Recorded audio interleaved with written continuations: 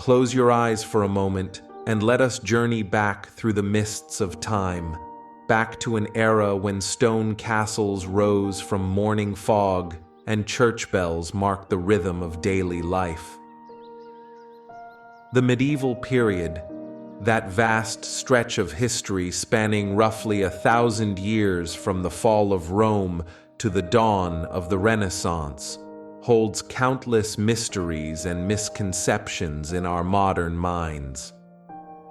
Perhaps no aspect of medieval life has been more misunderstood, more colored by myth and prejudice than the simple human act of bathing. You see, we've been told stories that paint our ancestors as unwashed, uncivilized souls who feared water as if it were poison itself. But tonight, as you settle into comfort and let these words wash over you like warm water in an ancient wooden tub, we shall explore the truth. The truth, as it often is, proves far more fascinating than the fiction. Let us begin our tale in a small village somewhere in 13th century England, where the morning mist still clings to thatched roofs and the first wisps of smoke begin to curl from cottage chimneys. Here, in this humble setting, a peasant woman named Marjorie rises before dawn. She moves quietly through her one-room dwelling, careful not to wake her sleeping children. The packed earth floor is cold beneath her bare feet as she makes her way to a wooden basin in the corner. This basin, roughly hewn from oak and sealed with pitch, holds water she drew from the village well the evening before. As Marjorie splashes the cool water on her face and hands, she performs a ritual that connects her to countless generations before and after. The act of washing, you see, was not foreign to medieval people. It was woven into the very fabric of their daily existence. Some historians believe, and the evidence increasingly supports, that medieval people were far more concerned with cleanliness than we've been led to believe. The great misconception about medieval hygiene arose, curiously enough, not during the Middle Ages themselves, but centuries later. Victorian scholars, looking back with their own particular prejudices and misconceptions, painted the medieval period as a time of dirt and ignorance. They created a narrative that served their own sense of superiority, a narrative that has proven remarkably persistent. But if we look closer, if we examine the actual records, the account books, the medical texts, the literature and art of the period, a very different picture emerges. Medieval people, from the highest nobility to the humblest serf, understood the connection between cleanliness and health, between washing and well-being. They may not have understood germs and bacteria; those discoveries lay centuries in the future. But they recognized that dirt and disease often traveled together. The medieval world was one of contrasts, certainly. While a noble lady might bathe in rose-scented water in a private chamber, a peasant might wash in a cold stream. Yet both understood the importance of cleanliness, each within their means and circumstances. Let us now wander through the winding streets of a medieval city, perhaps Paris or London or Florence, where the story of bathing becomes even more intriguing. Here, amid the bustle of merchants and craftsmen, we find something that might surprise you: public bathhouses. Yes, bathhouses. not unlike the great Roman thermae that had graced cities centuries before, though perhaps more modest in scale. These establishments, known as stews in England or étuves in France, were common fixtures in medieval urban life. Picture, if you will, a building of timber and stone, steam rising from its windows, the sound of laughter and conversation drifting into the street. Inside, wooden tubs filled with hot water await paying customers. The bathhouse keeper, often a woman in many regions, oversees this domain of cleanliness and social gathering. For yes, the medieval bathhouse was as much a social institution as a hygienic one. People came not just to wash, but to meet friends, conduct business, share gossip, and enjoy a respite from the hard labor of daily life. The water was heated in great copper cauldrons, tended by servants who kept the fires burning beneath. Herbs might be added to the water, lavender for its sweet scent, chamomile for its soothing properties, sage for its supposed ability to ward off illness. Medieval people were remarkably knowledgeable about herbs and their properties, a knowledge passed down through generations and carefully preserved in monastery gardens and wise women's memories. In these bathhouses, we find evidence of a sophisticated understanding of hygiene. Bathers would often begin with a steam bath, sitting in rooms filled with herb-scented vapor that opened the pores and loosened dirt. Then came the actual bathing, sometimes in individual wooden tubs, sometimes in larger communal pools. The wealthy might bring their own soap. Yes, soap existed and was widely used in medieval times.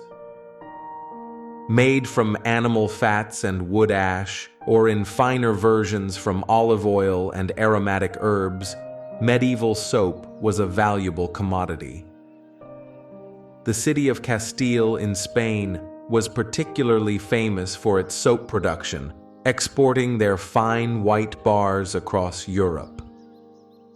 But let us pause here and consider something often overlooked. The very existence of a soap trade, with its merchants and trade routes, its guilds and regulations, tells us that cleanliness was not merely an afterthought in medieval society. It was an industry, an economy, a matter of civic pride.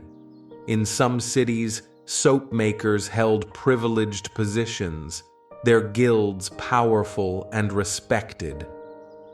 The recipes they guarded were as precious as any alchemist's formula.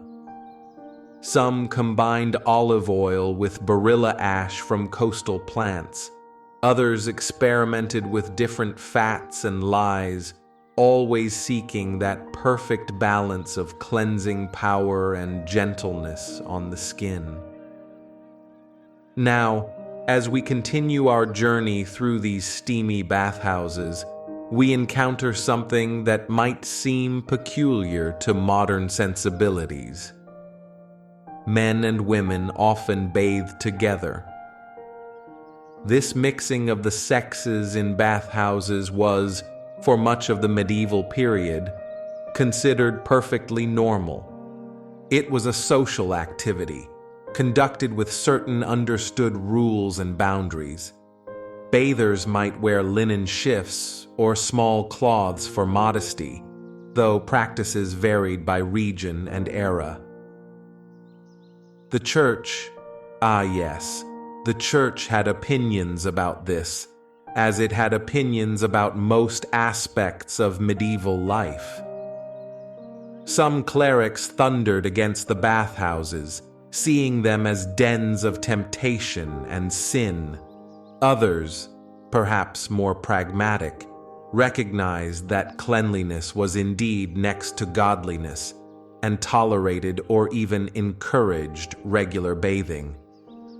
It's said that Saint Francis of Assisi, despite his reputation for asceticism, did not forbid his followers from bathing, understanding that excessive dirt could lead to disease and suffering. The monasteries themselves tell an interesting tale about medieval attitudes toward bathing. While some orders practiced extreme asceticism, viewing the denial of bodily comfort as a path to spiritual purity, others maintained sophisticated bathing facilities. The Rule of Saint Benedict, that foundational document of Western monasticism, actually prescribed regular washing. Monks were expected to wash their hands and faces daily, their feet on Saturdays, and to take full baths before major feast days. Picture, if you will, a Cistercian monastery in the hills of Yorkshire, where clever monks have diverted a stream to flow through their compound. This water powers their mills, waters their gardens, and yes, fills their lavatorium, a communal washing area where the brothers perform their ablutions. The water is cold, bracingly so in winter, but the act of washing is performed with ritual solemnity. Some monasteries went even further, constructing elaborate systems of pipes and channels, bringing water to multiple levels of their buildings. The monastery at Canterbury had a complex water system that would not look entirely out of place in a Roman villa. Clean water flowed in, wastewater flowed out, all managed through an understanding of hydraulics that we sometimes forget medieval people possessed. But let us return to the secular world, to the castles of the nobility, where bathing took on dimensions of luxury and ceremony. A noble's bath was not a hurried affair, but an event, sometimes lasting hours.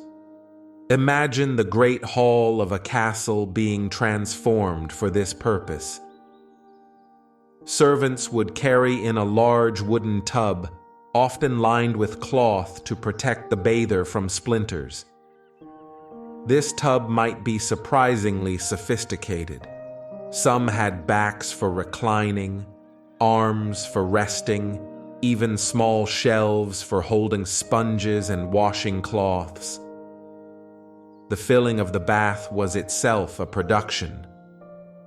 Servants would heat water in the kitchens, carrying it in buckets up winding stone stairs, bucket after bucket, until the tub was filled. The labor involved was immense, which partly explains why full-body bathing among the nobility, while regular, was not necessarily a daily occurrence. Yet, when it did occur, it was done with style.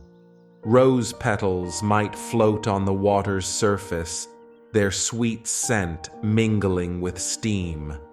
Musicians might play in an adjacent chamber, their melodies drifting through the air. A cup of warm, spiced wine might rest within reach. The noble lady or lord would be attended by servants who would wash their hair with mixtures of herbs and eggs, creating lathers that cleansed and conditioned. They might use washing balls, spheres of soap mixed with herbs, and sometimes precious ingredients like ambergris. After bathing, the skin would be rubbed with oils scented with lavender or rosemary. Hair would be combed with ivory or bone combs, sometimes scented themselves with perfumed oils. The medieval nobility understood that cleanliness was a mark of status, a way of distinguishing themselves from those who labored in the fields. But it would be wrong to think that only the wealthy bathed regularly. Even peasants, despite their limited resources, found ways to keep clean. In summer, rivers and streams provided natural bathing spots. Village women would gather at certain pools, washing clothes and themselves, sharing news and stories as they worked. Men might bathe after harvest, washing away the dust and chaff of the fields. In winter, when outdoor bathing was impossible, people would wash using basins and cloths, focusing on hands, faces, and feet, the parts most likely to carry dirt and disease. The Saturday night bath became something of a tradition in many households. Families would share the same water, heated laboriously over the fire, with the head of household bathing first, followed by others in order of age and status. This might seem unhygienic to us, but in a world where fuel was precious and water had to be carried by hand, it was a practical necessity. The medieval period also saw innovations in personal hygiene that we might find surprisingly modern. Toothbrushes, or rather toothsticks, were common, twigs with frayed ends used to clean teeth. People chewed on these twigs, often from trees like hazel or willow, which contain natural compounds that helped clean and protect teeth. They used tooth powders made from salt, herbs, and sometimes crushed eggshells or cuttlefish bone. Breath was freshened with anise seeds, fennel, or cloves. The wealthy might carry small silver cases containing these aromatic seeds, chewing them after meals or before important meetings. Medieval medical texts are filled with recipes for maintaining cleanliness and health. The Trotula, a collection of texts on women's medicine from 12th century Salerno, contains detailed instructions for bathing, hair care, and skin treatments. It recommends steam baths for various ailments, facial washes made from wheat bran and rose water, and hair treatments using walnut oil and wine. These texts reveal a sophisticated understanding of the relationship between hygiene and health. Physicians recommended regular bathing for numerous conditions, from melancholy to digestive troubles. They prescribed specific herbs to be added to bath water depending on the ailment: mint for headaches, rosemary for joint pain, chamomile for anxiety. The bathhouse culture reached its zenith in the 13th and 14th centuries. Large cities might have dozens of public bathhouses, each with its own character and clientele. Some catered to the wealthy, offering private rooms and exotic treatments. Others served the working classes, providing basic but essential washing facilities. The bathhouse keepers were often skilled in various treatments beyond simple bathing. They might offer cupping, a practice where heated cups were placed on the skin to draw out bad humors. Some provided massage with aromatic oils. Others offered hair cutting and shaving services. The medieval barber surgeon often worked from bathhouses, combining grooming with medical treatments. These establishments were so integral to urban life that city authorities closely regulated them. Laws specified opening hours, water quality standards, and acceptable behavior. In London, bathhouse keepers were required to heat fresh water for each new group of customers. In Paris, regulations prohibited bathhouses from operating on Sundays and holy days. The prices were controlled to ensure even the poor could afford occasional visits. But then, something changed. As we move into the later medieval period, particularly the 14th and 15th centuries, we see a shift in attitudes toward public bathing. Some historians debate the exact causes. Perhaps it was the Black Death, that terrible plague that swept through Europe in the mid-14th century. Others point to changing religious attitudes, a growing association of bathhouses with prostitution and moral decay. Perhaps it was a combination of factors, a perfect storm of disease, religious fervor, and social change. The Black Death, which killed perhaps a third of Europe's population, certainly played a role. Some medical authorities began to believe that bathing, particularly in hot water, opened the pores and made the body vulnerable to disease. This theory, though mistaken, was not entirely irrational given the medical understanding of the time. They observed that disease seemed to spread in crowded places, and bathhouses were certainly crowded. The connection they made was wrong, but their observation was astute. Yet even as public bathhouses declined in some regions, private bathing continued. The wealthy retreated to their private chambers, where bathing became an even more exclusive and elaborate ritual. The emergence of the private bathroom, though still rare, marked a new chapter in the history of hygiene. Let us imagine ourselves in the private chambers of a duchess in 15th century Burgundy, one of the wealthiest courts in Europe.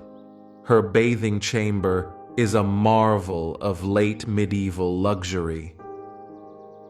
The walls are hung with tapestries depicting classical bathing scenes, Diana and her nymphs, perhaps, or Bathsheba at her bath. The floor is covered with sweet rushes and herbs that release their fragrance when stepped upon. A fireplace keeps the room warm, its light dancing on the surface of the water in an elaborate wooden tub. This tub, crafted by master woodworkers, is a work of art in itself. It might be painted with heraldic designs or carved with intricate patterns. Some nobles had tubs made of copper or even silver, though wood remained the most common material. The Duchess's ladies-in-waiting have prepared everything with meticulous care. The water has been scented with rose oil imported from Damascus. Soft linen towels, warmed by the fire, wait nearby. A table holds an array of washing implements, sponges from the Mediterranean, washing cloths of finest linen, combs of ivory and horn. The Duchess might spend an hour or more in her bath, conducting business even as she bathes.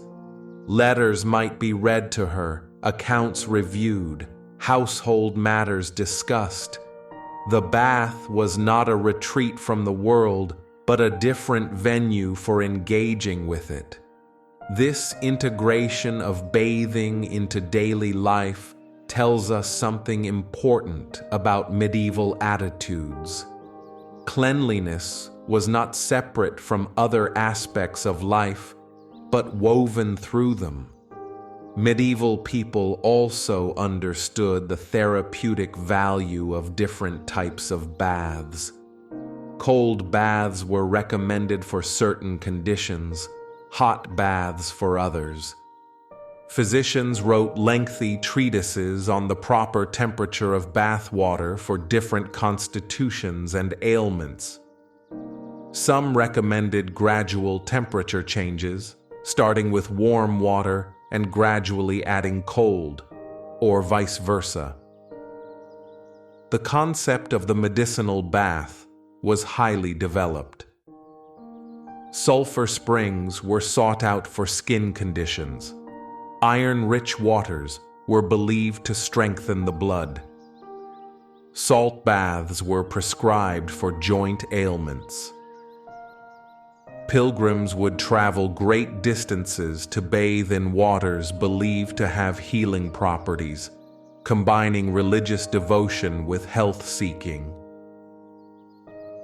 The famous bath in England, with its ancient Roman baths fed by hot springs, remained a destination throughout the medieval period. Despite the Roman structures falling into disrepair, people continued to come for the waters. By the 12th century, the site had been incorporated into a religious complex, with the church managing access to the healing waters. Similar sites existed across Europe: Aachen in Germany, Vichy in France, Baden in Switzerland. Each had its own reputation, its own special properties, its own devoted following. The journey to these bath towns was itself part of the healing process, a break from routine, a chance for rest and renewal. But let us not forget the everyday hygiene practices that sustained most medieval people. The morning wash of hands and face was nearly universal. Even the poorest peasant would splash water on their face upon waking, often adding a prayer of gratitude for surviving another night. Hands were washed before meals. Indeed, this was not just custom, but necessity in an age when many foods were eaten with fingers. Elaborate hand-washing ceremonies preceded formal dinners. Pages would carry ewers of scented water and basins to each diner, pouring water over their hands while another servant offered a towel. This ritual, called the aqua manile ceremony, was as much about displaying wealth and refinement as about cleanliness. The ewers themselves were often works of art, shaped like lions or dragons or knights on horseback. Hair washing was another regular practice, though perhaps not as frequent as full-body bathing. Medieval people were proud of their hair. For women especially, long, glossy hair was a sign of beauty and health. They washed it with various concoctions: lye for its cleansing power, egg yolks for conditioning, herb-infused vinegars for shine. Some recipes that have survived seem quite sophisticated. One, from a 14th century household manual, recommends washing hair with a mixture of ashes from burnt vine stems, egg whites, and cumin, followed by a rinse of rose water and wine. Another suggests using powder of dried roses, cloves, and nutmeg mixed with rose water to scent clean hair. The care of hair extended beyond washing. Combing was a daily ritual, often performed by servants for the wealthy or by family members for each other among the common folk. This intimate act served multiple purposes. It removed tangles, distributed natural oils, and provided an opportunity to check for lice, those persistent companions of medieval life. Ah, lice. We cannot speak honestly about medieval hygiene without acknowledging these unwelcome guests. They were indeed common, even among the wealthy, though not accepted as inevitable. People fought them constantly with fine-toothed combs, herb washes, and various potions. Mercury-based treatments were sometimes used, dangerous but occasionally effective. The presence of lice, however, should not be taken as evidence of indifference to cleanliness. Even in our modern world, with all our soaps and shampoos, lice outbreaks still occur in schools and communities. Medieval people were simply fighting this battle with more limited weapons. The medieval period also saw interesting developments in deodorants and perfumes. People were well aware of body odor and took steps to combat it. They carried small bags of aromatic herbs close to their bodies. Sweet-smelling woods like sandalwood or cedar might be worn as pendants. The wealthy had access to precious perfumes: ambergris from whales, musk from deer, civet from cats. These powerful scents were not just masks for odor, but status symbols, their rarity and expense making them markers of wealth and power.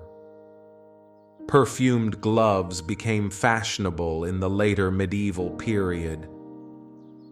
Leather gloves would be treated with aromatic oils and worn not just for warmth, but for the pleasant scent they imparted to the hands.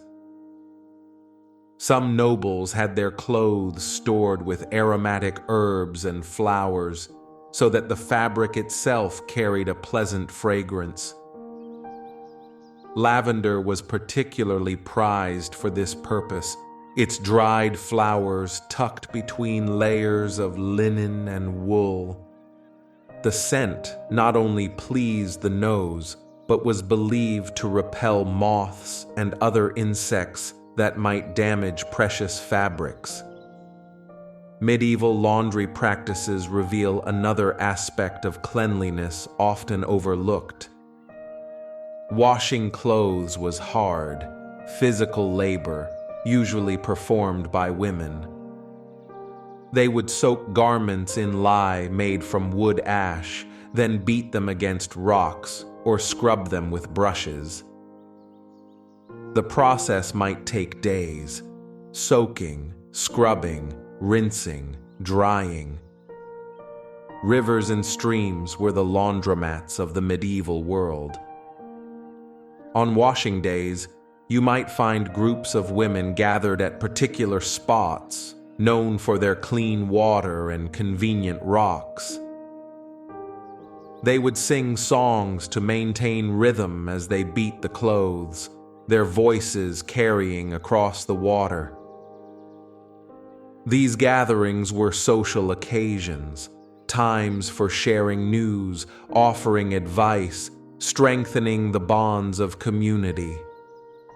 For those who could afford it, professional laundresses offered their services. In cities, these women formed their own informal guilds, jealously guarding their washing spots along the river.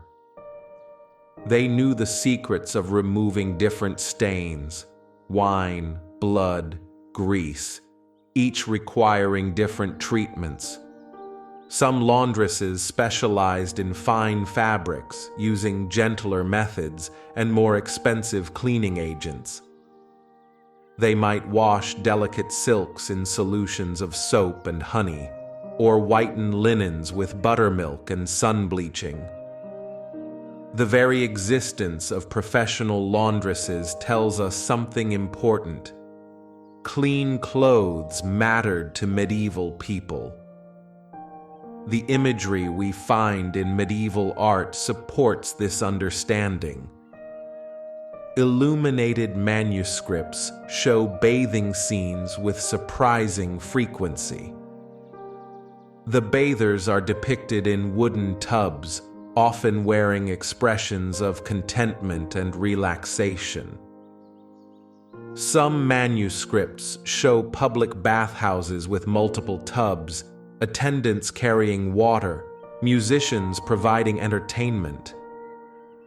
These images were not depicting some unattainable ideal, but reflecting contemporary life. Literary sources, too, reveal medieval attitudes toward bathing. In the Romance literature so popular among the nobility, bathing scenes occur regularly. Knights bathe after battles, ladies bathe before important meetings, young lovers meet in garden baths surrounded by roses. These were not shocking or unusual elements, but expected parts of the narrative. The Norse sagas, those great medieval tales from Scandinavia, frequently mention bathing. The Saturday bath was so important in Norse culture that it gave its name to the day, Lagardagur, literally washing day, which became Saturday in Scandinavian languages. Vikings, often portrayed as dirty barbarians, were actually noted by contemporary observers for their attention to grooming and cleanliness. Let us journey now to medieval Iceland, where despite the harsh climate, bathing culture flourished. The Icelanders had discovered the secret of their volcanic island, hot springs that bubbled up from the earth, providing warmth and cleansing even in the depths of winter. They built bathing pools near these springs, some simple stone-lined pits, others more elaborate structures. The Icelandic sagas tell of important meetings held in these pools, of conflicts resolved and alliances formed while soaking in the warm waters. One saga describes how Bishop Gudmundur Arason would bathe regularly in hot springs, believing the practice essential for both physical and spiritual health. Even in the coldest regions of medieval Europe, people found ways to bathe. In Russia and Scandinavia, the tradition of the sauna or steam bath was ancient and deeply ingrained. These structures, called banya in Russian, were not luxuries but necessities. A typical medieval Nordic farmstead would have its bathhouse, a small wooden building where stones were heated and water thrown upon them to create steam. Family members would sit in the steam, sweating out impurities, then rush outside to roll in snow or plunge into cold water. This might seem extreme to us, but medieval people understood something we've only recently rediscovered: the health benefits of alternating hot and cold exposure. The practice was believed to strengthen the body, improve circulation, and ward off illness. In the Byzantine Empire, the eastern continuation of Rome, bathing traditions remained strong throughout the medieval period. Constantinople boasted numerous public baths, some dating back to Roman times, others newly built. These were not merely functional spaces, but architectural marvels, with domed ceilings, marble columns, and intricate mosaics. Byzantine bathing culture influenced the Islamic world, where cleanliness held religious as well as hygienic significance. The hammam, or Islamic bathhouse, became a fixture of medieval Muslim cities from Spain to Syria. These establishments maintained the highest standards of cleanliness, with constantly flowing water and strict rules about hygiene. The Crusades, those great military expeditions that brought Christian and Islamic cultures into violent contact, also facilitated cultural exchange. Crusaders returning from the East brought back new ideas about bathing and hygiene. They had seen the great bathhouses of Constantinople and Damascus, experienced different bathing customs, learned about new soaps and perfumes. Some historians believe the Crusades actually helped spread bathing culture in Western Europe. Knights who had spent years in the East returned with a taste for regular bathing and the luxuries associated with it. They brought back knowledge of new soaps made with olive oil rather than animal fat, of distillation techniques for creating pure flower waters, of the medicinal properties of various mineral springs. The military orders, the Templars, Hospitallers, and others, established bathhouses in their commanderies across Europe. These warrior monks, despite their vows of poverty and chastity, recognized that cleanliness was essential for maintaining health, especially when caring for the sick and wounded. The Hospitaller order, dedicated to caring for pilgrims and the ill, maintained particularly high standards of hygiene in their infirmaries. Patients were required to bathe upon admission, their clothes were washed or burned if too infested, and regular washing was part of the therapeutic regime. Medieval hospitals, in fact, tell us much about attitudes toward cleanliness and health. The Hôtel Dieu in Paris, one of the oldest hospitals in Europe, had elaborate provisions for bathing patients. Water was piped in from the Seine, heated in great cauldrons, and distributed to various wards. Patients were bathed regularly, their bedding changed, their wounds washed with wine or herb-infused waters. The nursing sisters who ran these hospitals understood, through centuries of accumulated experience, that cleanliness promoted healing. They might not have known about bacteria, but they observed that clean wounds healed better than dirty ones, that patients in clean beds recovered more quickly. This practical knowledge was passed down through generations of healers. The medieval Jewish communities of Europe maintained their own bathing traditions centered around the mikvah, or ritual bath.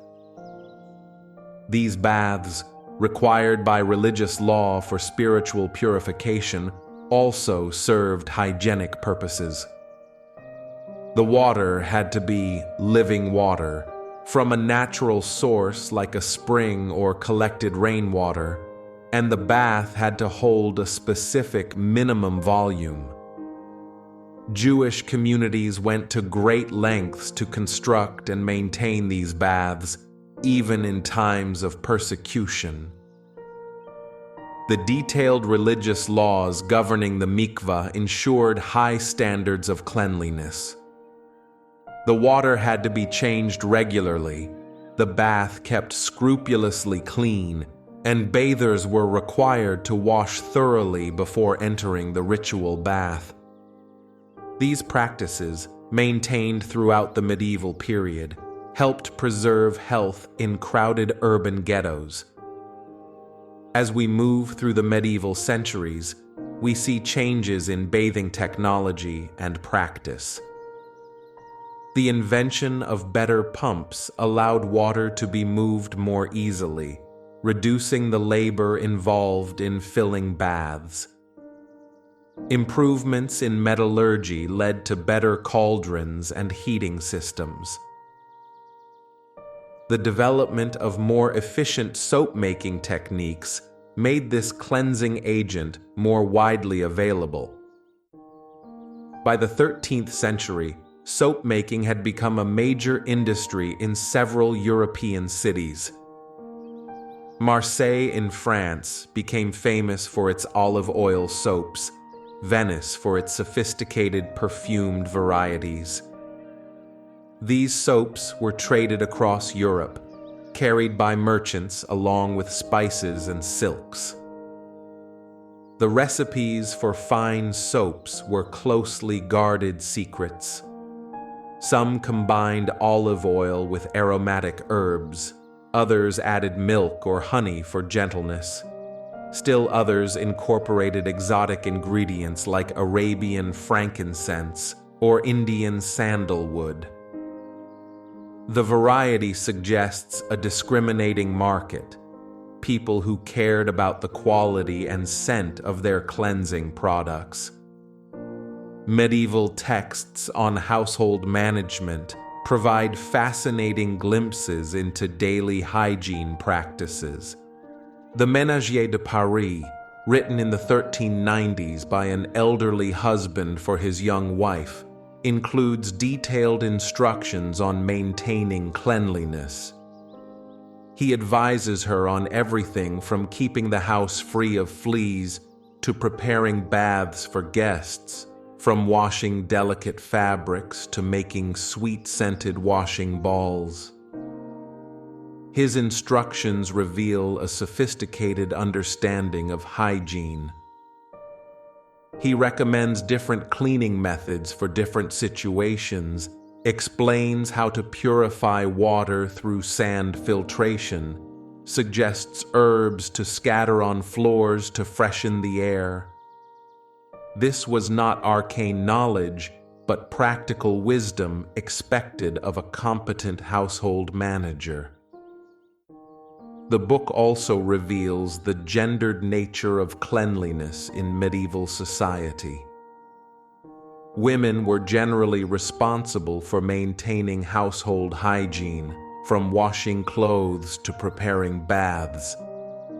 This responsibility gave them considerable knowledge about herbs, medicines, and health practices. The wise woman of the village, often consulted for medical advice, drew much of her authority from this traditional knowledge. Children's hygiene received special attention in medieval households. Despite high infant mortality, or perhaps because of it, parents were deeply concerned with their children's cleanliness and health. Newborns were bathed carefully in warm water infused with roses or chamomile. Their skin was rubbed with salt to strengthen it, then washed clean and anointed with oil. Medieval childcare manuals, yes, such things existed, provided detailed instructions for keeping children clean. They recommended daily washing of hands and face, regular hair combing to prevent lice, and full baths at least weekly. Some texts even discuss the psychological benefits of cleanliness for children, noting that clean, well-groomed children were happier and better behaved. The education of noble children included instruction in proper hygiene and grooming. Young pages and ladies-in-waiting were taught not just to maintain their own cleanliness, but to assist others in bathing and dressing. This was considered an honor, a sign of trust and intimacy. To wash another's hair or help them bathe was to be admitted into their private sphere. The rituals surrounding important life events often centered on bathing. Before a wedding, both bride and groom would take elaborate baths, sometimes lasting hours. The bride might bathe in milk and rose petals, her hair washed with egg yolks and beer to make it shine. The groom would be attended by his closest friends, the bath becoming a celebration of his last hours of bachelorhood. These wedding baths were not merely about physical cleanliness, but about spiritual and symbolic purification. The water washed away the old life, preparing the bathers for their new roles as husband and wife. Some regions had traditions of communal witness to these baths, ensuring the couple's purity before marriage. Birth, too, was surrounded by bathing rituals. The midwife would prepare warm baths for the laboring woman, believing the water eased pain and helped the birth progress. After delivery, both mother and child would be bathed, the water infused with herbs believed to prevent infection and promote healing. The lying-in period that followed childbirth included regular bathing for the new mother. These baths were thought to help expel bad humors, restore strength, and purify the body after the trauma of birth. Different herbs were added to the water depending on the mother's condition: comfrey for healing tears, nettle for stemming bleeding, lavender for promoting relaxation. Death, the final passage, also involved washing. The preparation of the dead for burial was a sacred duty, usually performed by women of the community. The body would be washed carefully with warm water and herbs, the hair combed, the nails cleaned. This final bath was an act of love and respect, preparing the deceased for their journey to the afterlife. Some communities had special buildings where bodies were washed. Others performed this ritual in the home.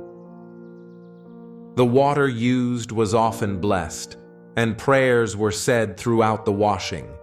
The herbs used: rosemary for remembrance, rue for grace, yew for eternal life, carried symbolic as well as practical significance. Let us turn now to an aspect of medieval bathing that might surprise you: the bathing of animals. Medieval people understood that clean animals were healthier animals. Horses, those essential partners in war and work, received particular attention. Knights' destriers were bathed regularly, their coats brushed to a shine, their manes and tails washed and combed. Grooms knew that a clean horse was less likely to develop skin conditions, that regular washing helped prevent parasites. They would wash horses in rivers when possible, or use buckets of water in stable yards. Special preparations were made for washing horses, mixtures of soap and herbs that cleaned without irritating the skin. Pigs, despite their reputation, were sometimes bathed, especially those being fattened for special occasions. Dogs, increasingly kept as companions rather than just working animals among the nobility, were bathed and groomed. The seasonal rhythms of medieval life influenced bathing practices. Spring was a time of renewal and cleansing, when windows were opened, rushes changed, and thorough washing undertaken. The May Day tradition of bathing in dew was believed to bring beauty and health. Young women would rise before dawn to wash their faces in the morning dew, believing it would keep their skin fair and clear. Summer brought opportunities for outdoor bathing. Rivers and streams became communal gathering places, especially during the hot months of July and August. Harvest workers would plunge into water at the end of long, dusty days in the fields. These summer bathings were often festive occasions, with food and drink shared afterward. Autumn baths might include herbs believed to strengthen the body for winter. Sage, thyme, and rosemary were popular additions. People prepared for the cold months ahead by taking strengthening baths, believing they could store up health like squirrels storing nuts. Winter bathing required more effort, but was not abandoned. Indoor fires would be stoked high, water heated in relays, rooms sealed against drafts. The winter bath became a special comfort, a warm refuge from the cold world outside. Steam baths were particularly popular in winter, the heat and moisture providing relief from the dry, cold air. The church calendar also influenced bathing practices. Certain holy days required ritual cleansing, others prohibited bathing as a form of penance. Before Easter, the most important Christian festival, elaborate preparations included thorough bathing. The faithful would bathe on Maundy Thursday or Good Friday, symbolically washing away their sins along with physical dirt. This pre-Easter bath was considered so important that even the poorest would make special efforts to heat water and clean themselves thoroughly. Some churches even provided facilities for communal washing, recognizing that not everyone had the means to bathe at home. The tradition of foot washing on Maundy Thursday, reenacting Christ's washing of the disciples' feet, was observed from cathedrals to humble parish churches. Kings and bishops would wash the feet of beggars, a powerful symbolic act of humility that also reinforced the importance of cleanliness. This ritual washing connected the physical act of cleansing with spiritual purification, a link deeply embedded in medieval Christian thought. The season of Lent, those 40 days of preparation before Easter, brought its own bathing customs. Some people would refrain from elaborate bathing as a form of penance, though basic washing for health was still practiced. Others would take cold baths as a form of mortification, the shock of icy water offered up as a sacrifice. Yet even during Lent, medical necessity trumped religious restriction. The sick were encouraged to bathe if their physicians recommended it. The medieval mind was capable of holding both ascetic ideals and practical realities in balance. Pentecost, Christmas, and other major feasts also called for special bathing preparations. These were times when families gathered, when appearances mattered, when one wanted to present oneself at one's best.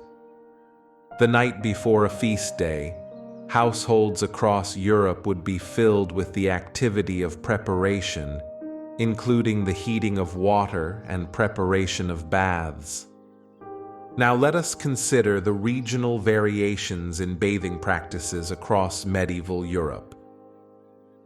In the Mediterranean regions, Italy, southern France, Spain, the Roman tradition of bathing had never entirely disappeared.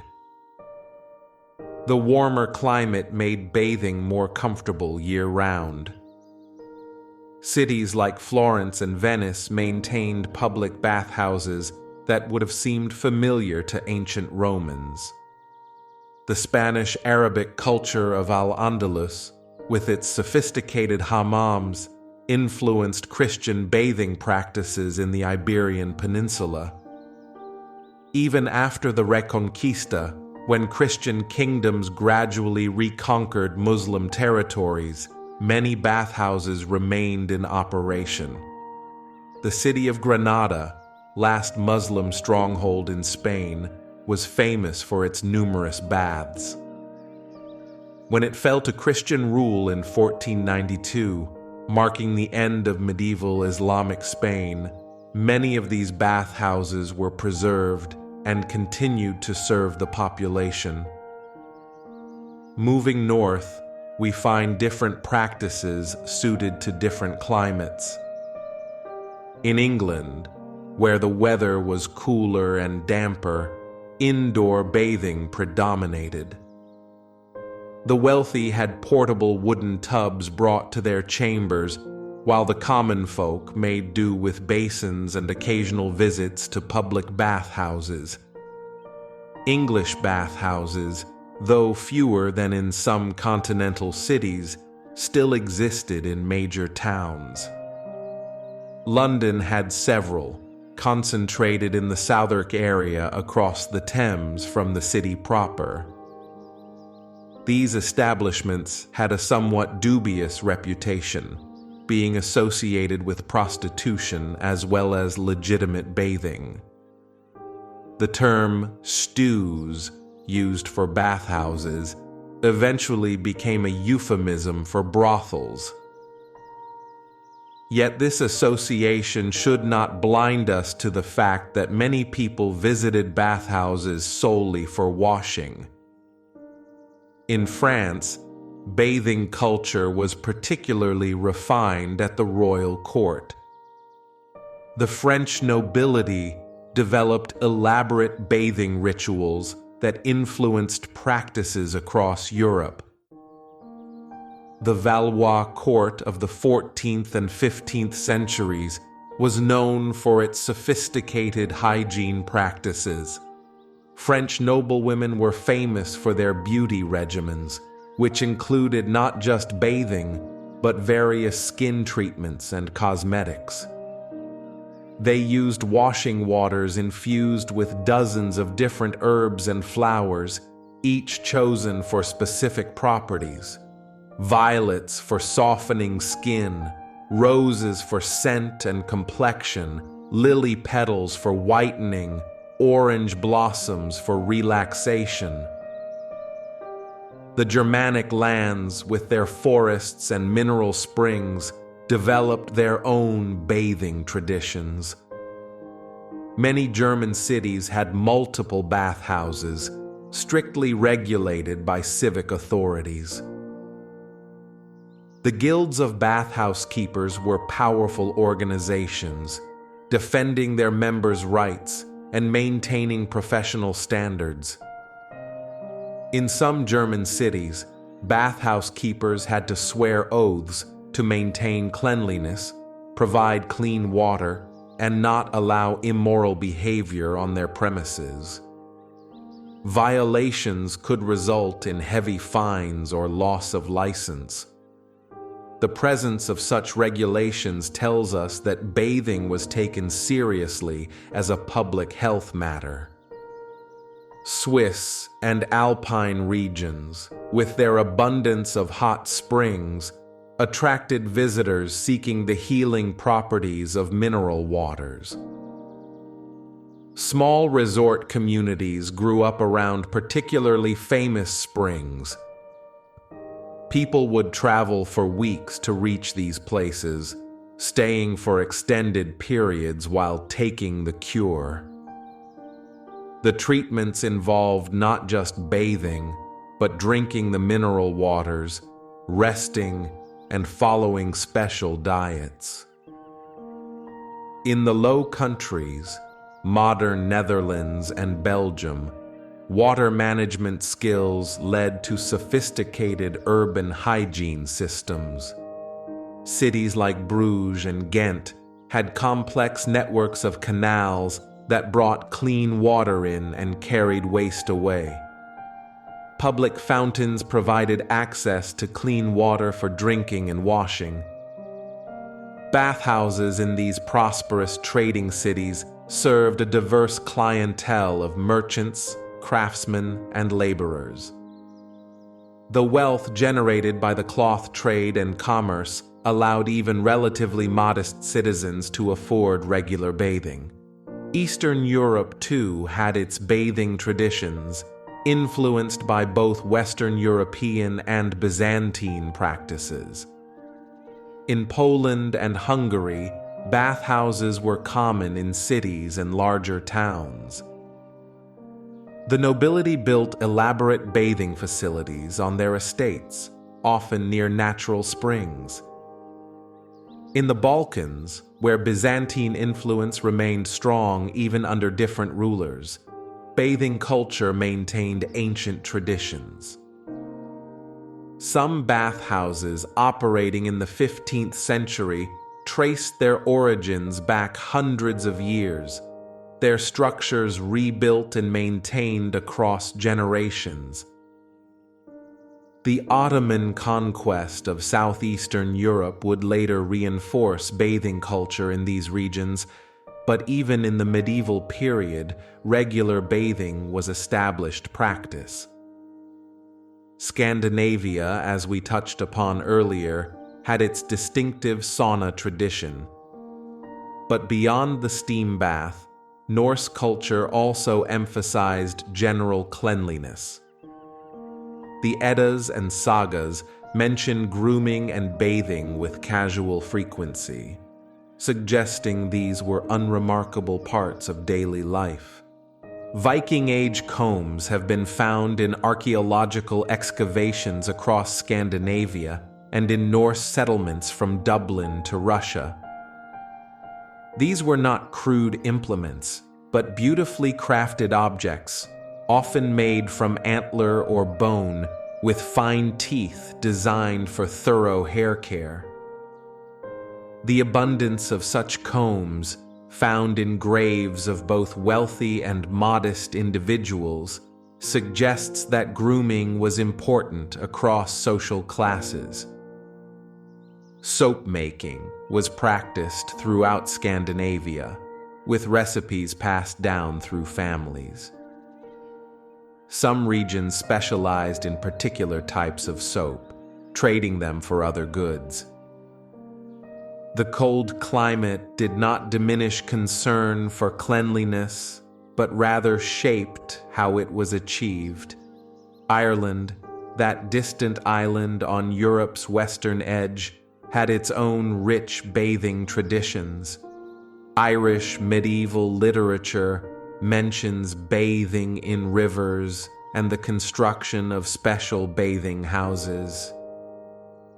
The ancient Celtic tradition of sacred wells continued through the medieval period, with many wells becoming associated with Christian saints.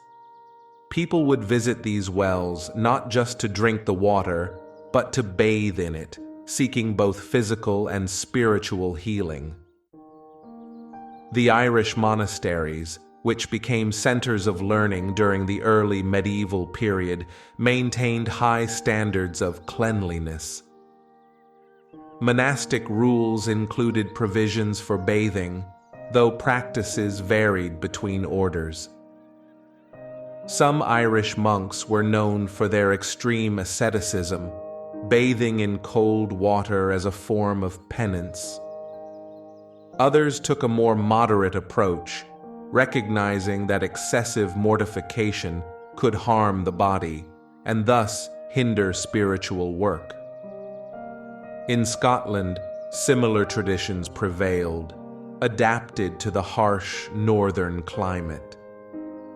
Highland communities developed their own bathing customs, often centered around natural hot springs where they existed. The islands of Scotland, surrounded by cold seas, produced particularly hardy people who thought nothing of plunging into frigid water.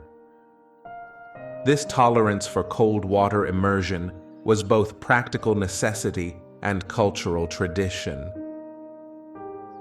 Now, as our journey through medieval bathing practices continues, we should consider the tools and implements used. The medieval bathroom, whether a grand chamber in a castle or a simple corner of a peasant's cottage, contained certain essential items. Basins, of course, were fundamental. These ranged from simple wooden bowls to elaborate metal vessels decorated with religious or heraldic symbols. Brass and copper basins were prized for their durability and beauty. Some were inscribed with prayers or protective charms, merging the practical with the spiritual. Ewers, those pitchers used for pouring water, came in matching sets with basins. The finest examples were works of art shaped like animals or mythical creatures, inlaid with enamel or precious metals. But even humble pottery ewers served their purpose faithfully in countless homes. Sponges, imported from the Mediterranean at considerable expense, were luxury items. Natural sea sponges were prized for their softness and absorbency. Those who couldn't afford sponges used cloths made from linen or hemp. These washing cloths, called by various names across Europe, face cloths, towels, or simply washing rags, were essential household items. Women would weave them on household looms, creating textiles specifically for bathing and washing. The texture had to be right, rough enough to clean but not so coarse as to damage skin. Towels, too, were important. The wealthy owned many towels of fine linen, sometimes embroidered with decorative patterns. Bathhouses in these prosperous trading cities served a diverse clientele of merchants, craftsmen, and laborers. The wealth generated by the cloth trade and commerce allowed even relatively modest citizens to afford regular bathing. Eastern Europe, too, had its bathing traditions, influenced by both Western European and Byzantine practices. In Poland and Hungary, bathhouses were common in cities and larger towns. The nobility built elaborate bathing facilities on their estates, often near natural springs. In the Balkans, where Byzantine influence remained strong even under different rulers, bathing culture maintained ancient traditions. Some bathhouses operating in the 15th century trace their origins back hundreds of years, their structures rebuilt and maintained across generations. The Ottoman conquest of southeastern Europe would later reinforce bathing culture in these regions, but even in the medieval period, regular bathing was established practice. Scandinavia, as we touched upon earlier, had its distinctive sauna tradition. But beyond the steam bath, Norse culture also emphasized general cleanliness. The Eddas and sagas mention grooming and bathing with casual frequency, suggesting these were unremarkable parts of daily life.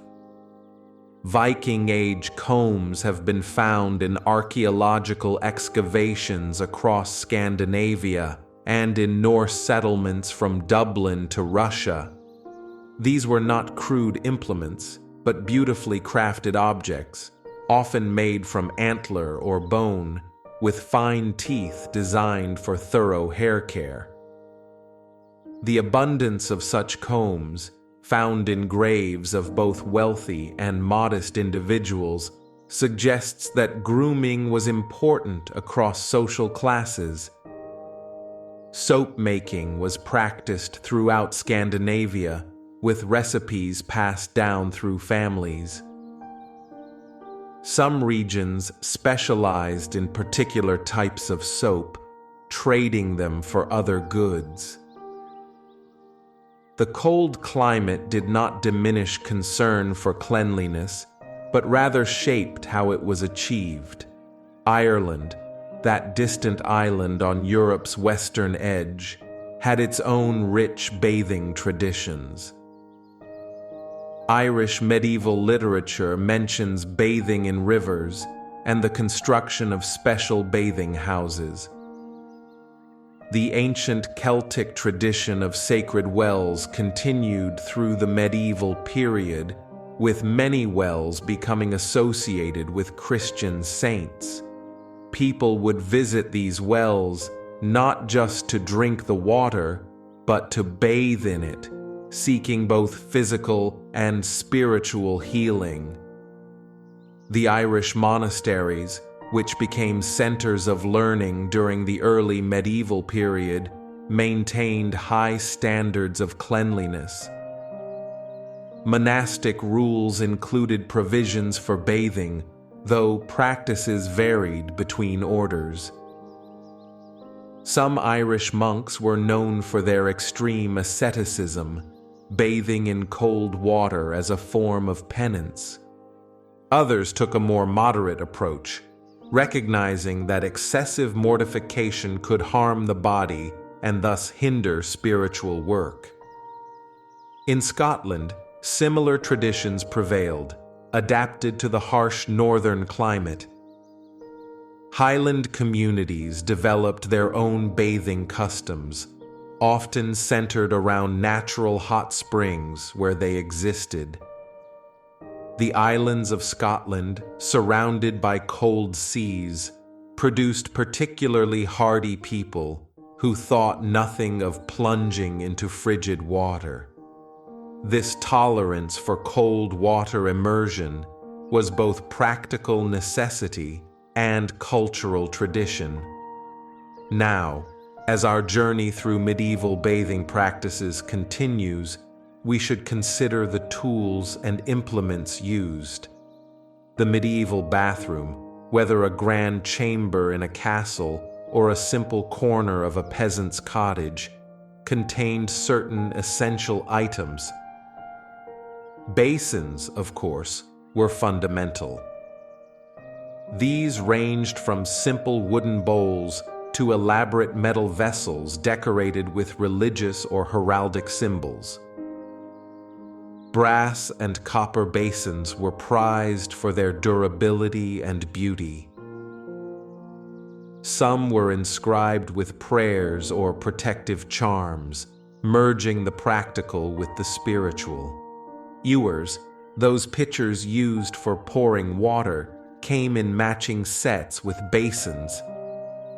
The finest examples were works of art, shaped like animals or mythical creatures, inlaid with enamel or precious metals. But even humble pottery ewers served their purpose faithfully in countless homes. Sponges, imported from the Mediterranean at considerable expense, were luxury items. Natural sea sponges were prized for their softness and absorbency. Those who couldn't afford sponges used cloths made from linen or hemp.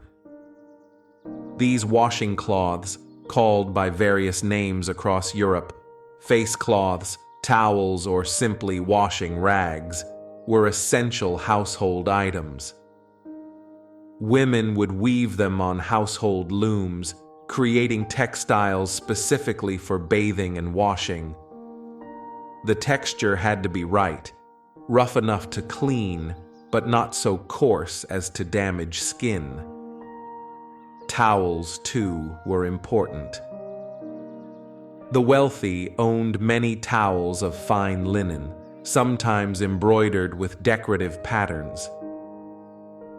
Servants would warm these towels by the fire before presenting them after a bath. There is something almost tender about that image, a servant crouching by the hearth, turning linen carefully so the heat spreads evenly. Then the towel, soft and warm, being draped gently over the shoulders of a lord or lady, steam rising faintly into the air. It is a small human gesture, a moment of simple comfort, but it connects us directly to the past. The scent of burnt wood, the low flicker of the fire, the hush of conversation. It was all part of the ritual of bathing. Medieval people understood the value of ritual, of turning the mundane into something meaningful. Even the simple act of washing could become an occasion of care and beauty. Combs and brushes were other essential components of the medieval bathing toolkit. Combs were often carved from bone, antler, wood, or ivory, the teeth varying in width depending on purpose. Wider teeth for detangling hair after washing, finer teeth for removing lice and smoothing strands. Brushes were less common than combs, but appeared in households of the wealthy, made with boar bristles or stiff plant fibers set into wooden handles. The act of combing was soothing as well as practical. After bathing, both men and women might sit before the fire to have their hair combed and dried, the warmth drawing out the last traces of moisture. Oil might be applied to the hair after washing, both to scent it and to protect it. Olive oil was used in southern Europe, almond or walnut oil in the north. Sometimes these oils were perfumed with rosemary, lavender, or myrtle. The scent would linger for days, a quiet sign of care and refinement. Hair dryers, of course, did not exist, but the medieval equivalent was the hearth's gentle heat and patient time. Another important object was the mirror. Contrary to some assumptions, mirrors were widely available in the later medieval period. They were made of polished metal, bronze, silver, or steel, before glass mirrors became common. Using a metal mirror required skill, as the reflection was dimmer than what we are accustomed to today. But in the soft light of candles or the afternoon sun, such reflections held a silvery, mysterious beauty. To sit after bathing, hair damp and loose, gazing into a softly glowing mirror, there was something serene about that image, something unchanged across the centuries. Bathing accessories often included small boxes for storing scented powders or herbal mixtures. Some of these powders were used as dry shampoos, sprinkled on the scalp and brushed through to absorb oils. Others were perfumed body powders, applied after bathing to keep the skin smooth and fragrant. Talcum was unknown, but powdered rice, dried herbs, and finely ground aromatic woods served similar purposes. These powders might be mixed with rose water or wine to form pastes or washing balls, molded by hand and dried for later use. The wealthier classes often displayed these items in their private chambers as symbols of sophistication. A well-stocked washing table meant status, proof of taste, refinement, and access to distant trade goods. A lady's washing table might glitter with small silver jars, ivory combs, delicate linen napkins, and flasks of perfume from foreign lands. The scents of jasmine or rose from Syria, ambergris from the Atlantic, musk from the East, all combined to create a small sensory paradise. Bathing, then, was not merely about removing dirt, but about cultivating one's well-being. It was a moment to pause, to reflect, to enjoy the pleasures of scent, temperature, and texture. For medieval people, whose lives could be hard and uncertain, such moments were precious. They sought balance, body cared for, soul uplifted. In castles and cottages alike, bathing could bring a kind of silent peace. The sound of gently sloshing water, the hiss of nearby firewood, the crackle of candles melting their fat into tiny cups of light. It must have been hypnotic, soothing as a lullaby. But beyond comfort lay practical wisdom. Medieval physicians often prescribed bathing as medicine. Texts from the Salernitan school in southern Italy list baths for fevers, for melancholy, for arthritis and fatigue. They believed heat and moisture could balance the body's humors, those four elusive elements, blood, phlegm, yellow bile, black bile, that governed health according to prevailing theory. A moistening bath, they thought, could calm excessive dryness of temperament or spirit. Likewise, cooling baths could temper heat, both physical fever and metaphorical passion. For melancholy, physicians recommended fragrant warm baths taken while listening to gentle music. One medieval text even advised patients to bathe with friends of merry disposition, believing laughter aided the cure. How human that sounds. We still seek the company of warmth, music, and laughter to heal ourselves. And in dim bathing chambers of 1,000 years ago, the same gentle truth echoed in splashing water and friendly voices. Not all baths were solitary or luxurious, of course. Soldiers returning from campaign had to improvise, bathing in rivers, or if pressed for time, simply wiping dust away with damp cloths. Knights on long journeys were instructed to wash feet and hands before meals, and to cleanse armor sweat from the body whenever possible to prevent putrid vapors from forming, as they described it. Pilgrims, too, bathed along the road. Though it might seem surprising, many pilgrimage routes had designated washing spots near shrines. These were maintained by religious orders for the use of travelers.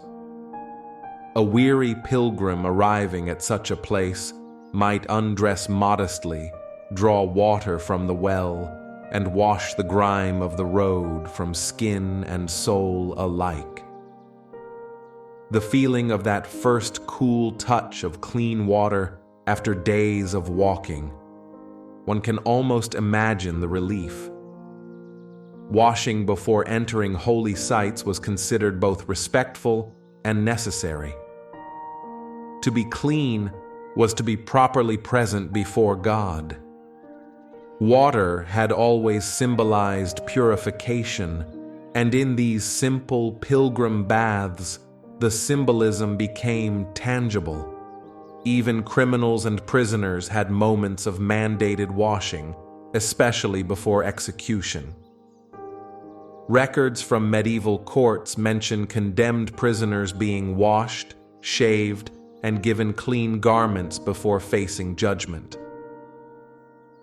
To meet death purified was a concept that bridged spiritual belief and bodily practice.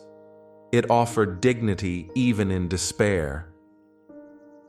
And there is something quiet and profoundly humane about that idea, that cleanliness and care belong to every stage of life, even to its end. Bathing, we begin to see, was not a trivial indulgence, but a thread running through the fabric of medieval existence. It touched the sacred and the profane, the noble and the common, the living and the dead. To bathe was to participate in the rhythm of seasons, of faith, of health, of human connection.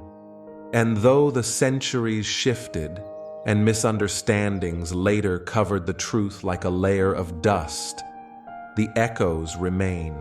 Let us, before we close our journey, drift through a late medieval town one last time, near the 15th century, when twilight falls bathed in smoke and song.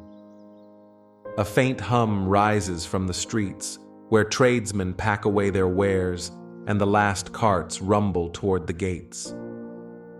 The air smells of wood smoke, of bread, perhaps of brewing beer cooling in wooden vats. Somewhere from behind a shuttered building comes the sound of laughter and splashing water, the evening baths. Inside, lanterns of horn and tallow glow softly through the steam. A baker's wife sinks into a wooden tub, sighing as warmth soaks aching limbs. Children giggle in a smaller basin nearby, their voices bouncing off low wooden rafters. An apprentice sweeps the stone floor, scattering dried herbs to sweeten the air: mint, rosemary, marjoram. It is humble, yes, but it is also beautiful. Ordinary cleanliness, alive with tenderness and care. Across the town, in a merchant's more prosperous home, another scene glimmers. A polished brass basin sits upon a table beside the bed, the water inside catching candlelight like molten gold. The merchant, weary from accounts and negotiations, sits while his wife gently washes his hands. They speak in low voices about the morrow's trade, about their children, about the river rising near the quay. Her movements are slow, patient, rhythmic. There is devotion in the act, not just of love, but of maintaining the small sanctities that keep life ordered. Some medieval writers said that clean hands and a calm conscience were the same thing. Perhaps they weren't far from the mark, for beyond soap and water, bathing was a kind of meditation, a moment to notice the body, to soothe it, to bless it for carrying one through the world. The transition from day's toil to night's rest often passed through washing. Journeymen rinsed their hands at communal basins after guild meetings. Farmhands scrubbed their feet in troughs before climbing into straw beds. Even monks, after long hours of prayer, quietly washed in dim cloisters where candlelight trembled on wet stone, and the sound of dripping water mingled with whispered psalms. In castles, the scent of perfumed oils mixed with beeswax candle smoke. In cottages, the smell was of ash, hay, and wood soap. Different worlds, yet in that moment, they were the same. Everywhere, the water carried away fatigue, dust, and memory. Into that quiet intimacy, we can almost step now if we let the imagination soften. Feel the steam curling upward, hear the wood creak as it settles under water's weight.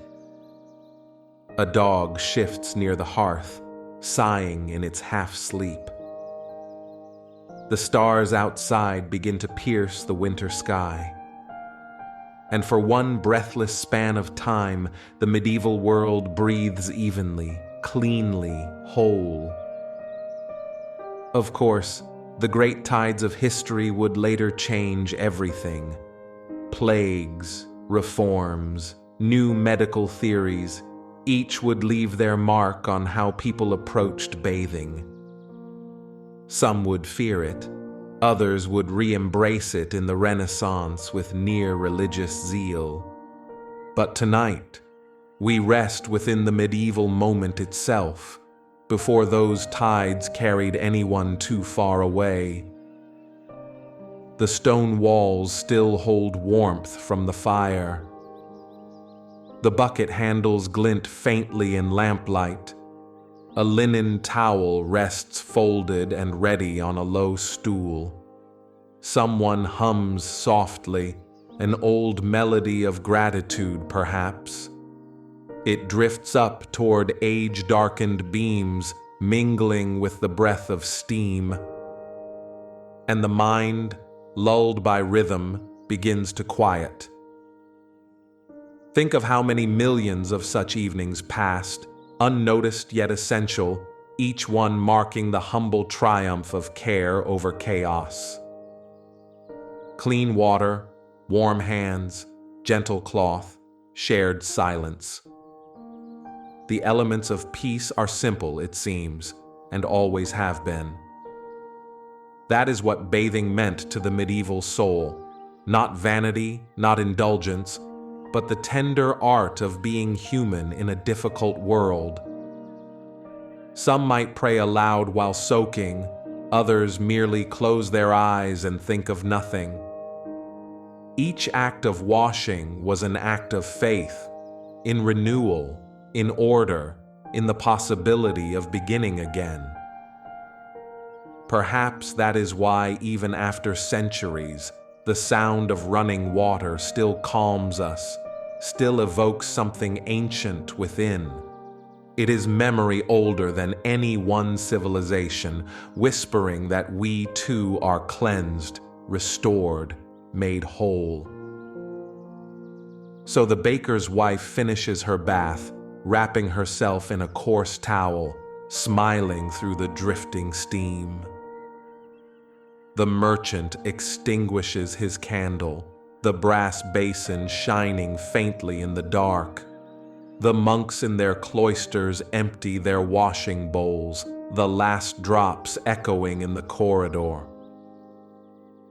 And across the sleeping countryside, rivers murmur through the night, carrying reflections of stars on their undisturbed surface. The medieval world sleeps, washed, fragrant with herbs and wood smoke, dreaming clean dreams beneath the velvet hush of sky. The water cools slowly in the tubs. The hearth embers fade to red specks, and somewhere, faintly, a bell chimes midnight, folding the world into silence.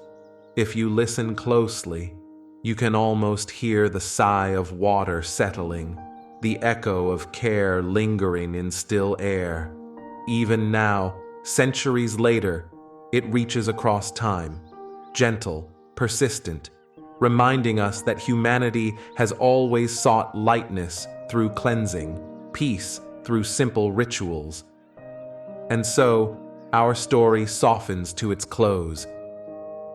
We leave behind the hiss of the fire, the fragrance of rosemary, the hush of woven linen.